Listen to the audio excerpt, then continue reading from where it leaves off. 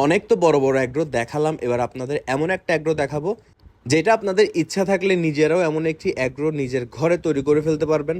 আসসালামু আলাইকুম everyone, I hope সবাই অনেক বেশি ভালো আছেন। আজকে চলে আসছি আমি গরুওয়ালা অ্যাগ্রো ফার্মে। এটা ছিল তাদের মাংসের দোকানের ব্যানার। আমরা যেতে যেতে একেবারে সন্ধ্যা নেমে আসে। এখানে আসার পর আমরা যা দেখলাম, এখানে দুইটা রুমের ভিতরে অনেক সুন্দর সুন্দর গরু লালন পালন করা হচ্ছিল। এটা দেখতে অন্যান্য ফার্মের মতো না হলেও কিন্তু এখানে অনেক সুন্দর সুন্দর গরু ছিল।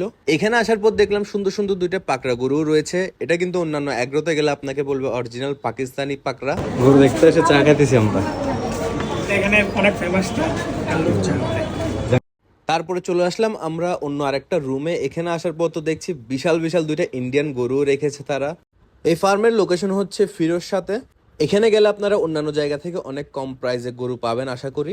সন্ধ্যা নেমে আসার কারণে ভিডিও কোয়ালিটি তেমন বেশি ভালো আসছিল না, এর জন্য আমি বেশি ফুটেজ নিতে পারিনি। ইনশাল্লাহ কিছুদিন পরে আমি আবার যাব এবং তারা আরো অনেকগুলো গরু কালেক্ট করবে, তখন আপনাদের ভালোভাবে ভিডিও করে দেখাবো। ভিতরে গরুগুলো সাইজ বোঝা না গেল, বাহিরে আনার পর বুঝতে পারলাম গরুগুলো কিন্তু আসলেই বড় ছিল। তাই আমি বলছি